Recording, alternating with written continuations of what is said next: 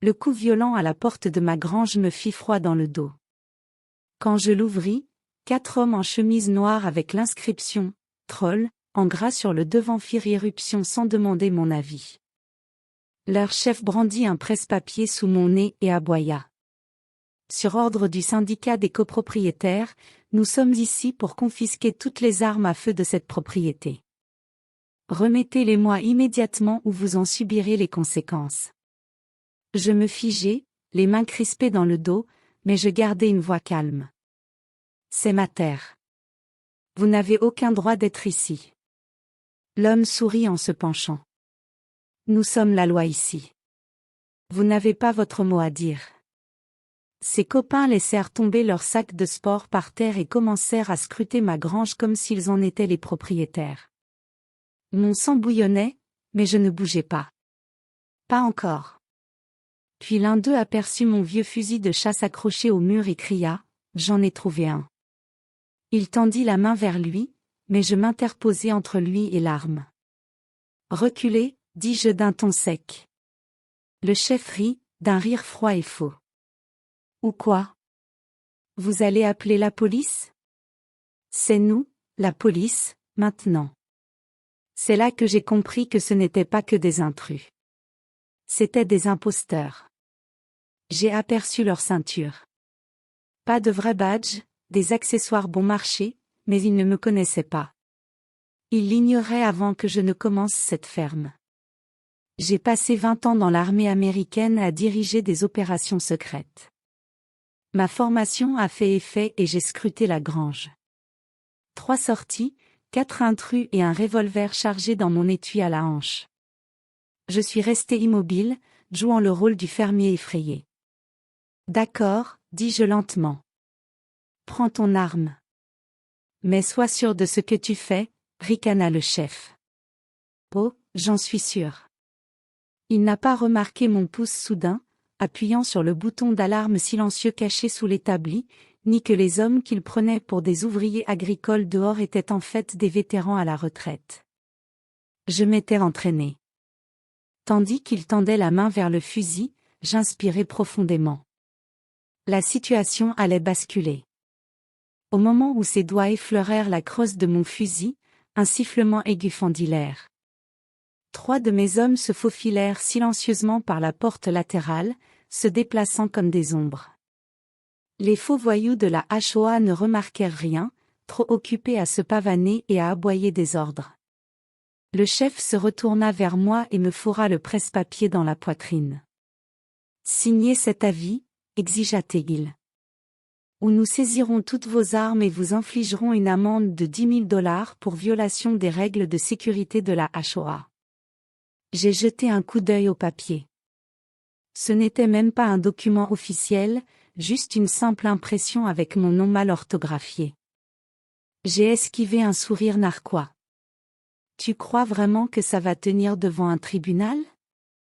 Sa mâchoire se serra. Tribunal ? Tu n'y arriveras pas, il fit un signe de tête à l'un de ses hommes. Emballez les armes. S'il résiste, empoignez-le aussi. L'un des voyous s'avança vers moi, se crispant comme s'il allait m'attraper. C'est là que j'ai finalement laissé tomber. D'un geste vif, j'ai dégainé mon revolver et l'ai pointé droit sur sa poitrine. La grange entière s'est figée. Reculez. Ma voix était calme. Posée. Trop posée pour un homme soi-disant terrifié. Le chef a blêmi. Waouh. Waouh. On ne peut pas pointer une arme sur les dirigeants de l'association de propriétaires. J'ai incliné la tête, un sourire glacial s'est dessiné sur mon visage. C'est drôle. Les dirigeants de l'association de propriétaires ne portent généralement pas de badge en plastique. Un de mes hommes, dehors, a ouvert la porte d'un coup de pied, un fusil à la main. Patron, périmètre sécurisé, a-t-il dit, les yeux rivés sur les intrus. Les 4 faux agents ont paniqué, regardant autour d'eux comme des animaux pris au piège. Le chef a levé les mains, essayant de reprendre son sang-froid.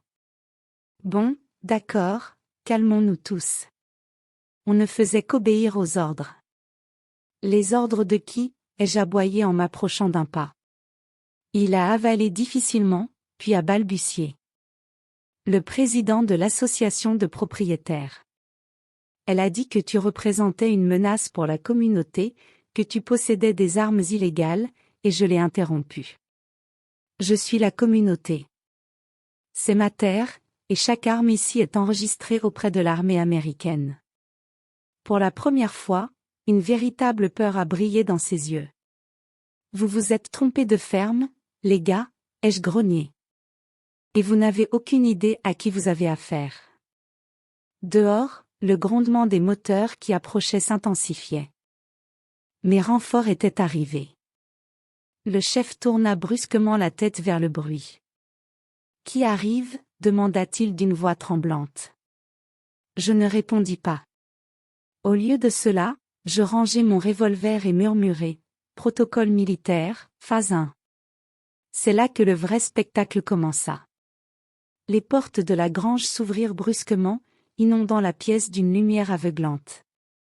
3 SUV noirs s'arrêtèrent brusquement à l'extérieur, leurs pneus soulevant des nuages de poussière. Les portes s'ouvrirent brusquement et une escouade d'hommes en tenue tactique en sortit avec précision, se déplaçant comme une machine bien huilée. Leurs uniformes ne portaient aucun signe de police, seulement une étoile dorée sur la poitrine. Les faux membres de la HOA reculèrent en titubant, leur bravade complètement disparue. « Mais qu'est-ce que c'est que ça ?» cria l'un d'eux, la voix brisée. Je ne pris pas la peine de répondre. Mes hommes connaissaient la procédure. 2 d'entre eux flanquaient les côtés de la grange, coupant les voies de fuite, tandis que les autres formaient une ligne serrée, fusil levé mais sans tirer. Le chef essaya de prendre un ton dur, mais sa voix se brisa. « Vous ne pouvez pas faire venir une milice privée ici ? C'est illégal. » J'avançai lentement, mes bottes résonnant sur le parquet. « Une milice privée ? Non, c'est une équipe d'intervention fédérale. » « Mon équipe. » Il cligna des yeux, perplexe. « Fédérale ? Vous ? De quoi parlez-vous ? » Je le fixai du regard, laissant le poids de mes mots s'installer. Je n'étais pas un simple fermier qui avait acheté un ranch après sa retraite. Je commandais une unité secrète de l'armée américaine spécialisée dans le contre-terrorisme, et vous venez de déclencher un protocole militaire réservé aux menaces intérieures. L'homme tremblait visiblement, son badge en plastique brillant sous la lumière. Nous ne savions pas. Elle nous a dit que vous étiez dangereux. J'insistai en faisant un pas de plus.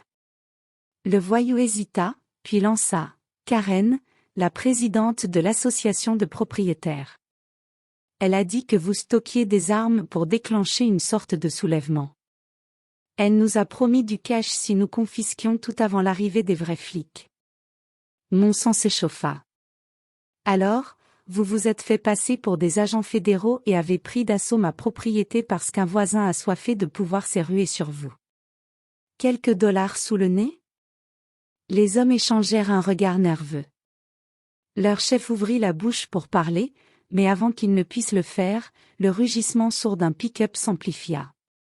Tout le monde se figea tandis que le camion s'arrêtait en dérapage juste devant la grange.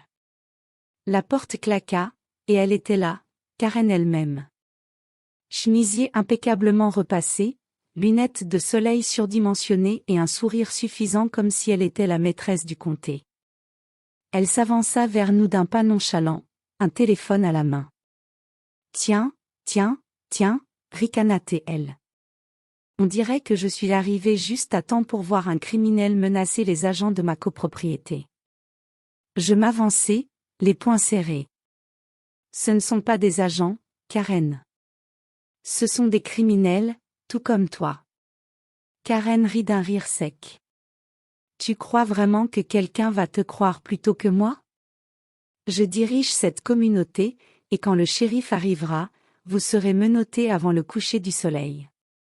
Je n'ai pas bronché. Karen, tu n'imagines pas la tempête dans laquelle tu viens de te retrouver. Derrière moi. Un de mes hommes murmura, « Patron, Phase 2. J'acquiesçais lentement, sans la quitter des yeux. Phase 2. Les prochaines secondes vont tout changer. Avant même que Karen ait pu comprendre mes mots, mes hommes se déchaînèrent à la vitesse de l'éclair. 2 d'entre eux menottèrent les faux voyous de la HOA, tandis qu'un autre confisquait leurs insignes et leurs armes bon marché. Le chef du groupe tenta de protester, mais le canon d'un fusil pressé contre son dos le fit taire. Le sourire suffisant de Karen s'évanouit. « Qu'est-ce que vous faites ? Vous ne pouvez pas arrêter mes hommes, hurla-t-elle en reculant d'un pas. J'en sortis calmement un épais portefeuille en cuir de mon gilet. Lorsque je l'ouvris, l'insigne fédéral doré brillait au soleil. Karen se figea, bouche bée. « Tu veux parler droit ?» dis-je à voix basse, mais tranchant la tension comme une lame. « C'est moi qui suis le législateur ici. Ces hommes ne sont pas que des ouvriers agricoles. Ce sont mon ancienne unité. Commandement de l'armée américaine, opérations spéciales intérieures. » Karen recula en titubant, sa confiance s'effritant. « C'est impossible. Tu n'es qu'un fermier. » Je m'approchai, mes bottes crissant sur le gravier. J'ai gagné cette terre au prix de 20 ans de service pour mon pays. Tu pensais pouvoir utiliser de faux policiers pour m'intimider, me voler mes armes et ma liberté? Pas aujourd'hui. Les mains de Karen tremblaient tandis qu'elle serrait son téléphone. J'appellerai le shérif. Il sera de mon côté. Presque au bout du fil, une voiture de patrouille du shérif s'arrêta à l'entrée de la propriété. Le visage de Karen s'illumina jusqu'à ce que le shérif en sorte, me salue d'un signe de tête et dise « Colonel. Nous sommes arrivés aussi vite que possible. » Karen resta bouche bée. « Attendez, colonel. » J'acquiesçai lentement. « C'est exact. Et maintenant, vous allez devoir répondre de tous vos crimes. » Le shérif se tourna vers mes hommes. « Faites monter ces imitateurs à l'arrière de la voiture. Des accusations fédérales les attendent. » Karen se retourna, paniquée. « Non, ce n'est pas juste. Je dirige ce quartier. Tu ne peux pas me faire ça. » Je l'ai regardé droit dans les yeux. « Tu ne diriges plus rien. » Un de mes hommes m'a tendu une petite tablette montrant des images en direct des caméras cachées autour de ma propriété. La vidéo montrait clairement Karen rencontrant les faux policiers, leur donnant de l'argent et préparant le raid. Le shérif l'a brandie pour que tout le monde puisse la voir. C'est une preuve plus que suffisante. Karen, tu es en état d'arrestation pour complot, fraude et usurpation d'identité. Karen a crié lorsque les menottes ont claqué autour de ses poignets. Non, c'était censé être ma victoire. Tu as tout gâché. Je me suis penchée vers elle, ma voix juste assez forte pour qu'elle l'entende. Tu ne t'es pas contenté de m'embêter. Tu t'es attaqué à un soldat qui avait juré de protéger sa terre et son pays. Alors qu'elle était traînée jusqu'à la voiture de patrouille, mes voisins se sont rassemblés près de la clôture, chuchotant et enregistrant avec leur téléphone. J'ai élevé la voix pour que tout le monde puisse entendre. Cette terre a été payée au prix du sang et du service. Ni association de propriétaires, ni fonctionnaires corrompus, et aucune Karen ne nous la prendra jamais, ni à ma famille. La foule a explosé de joie lorsque le shérif est parti, emmenant Karen et sa fausse armée avec lui. Je me suis tournée vers mes hommes, poussant enfin un soupir. Phase 3, nettoyage et remise à zéro. L'un d'eux a souri. Oui, monsieur. La semaine prochaine à la même heure. J'ai ri doucement en rangeant mon revolver. Espérons que ce ne soit pas nécessaire. Alors que le soleil disparaissait à l'horizon, je me tenais fièrement sur mon porche, sachant que ma maison était à nouveau en sécurité. Et j'ai fait une promesse silencieuse.